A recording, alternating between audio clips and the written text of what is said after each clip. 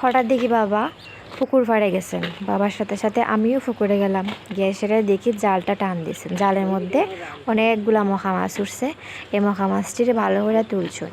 আমরার এদিকে তো মখা মাছই হয়, জানি না তোমরার এদিকে মখা মাছটি কিতা হয়। তারপর জালটারে ভালো করে নাড়াইছেন। নাড়াই সেরা যে মখা মাছটি জালের মধ্যে আটকে গেছিল এটিরে ফালাইছেন।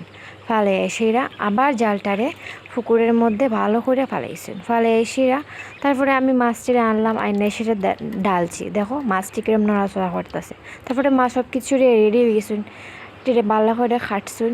খাটটা সেরা মাছটিরে ভালো কইরা ধুয়ে সেরা রেডি করছুন। রেডি করার পরে এই মাছটি ভালো কইরা লবণ মরিচ দিয়া মাখাই সেরা মাছটির একদম ভাজছুন, একদম লাল লাল কইরা ভাইজা সেরা একটা বাটির মধ্যে তুলে রাখছুন।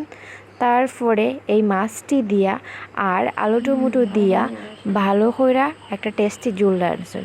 বাস এই হলো আজকের ব্লগ। বাই।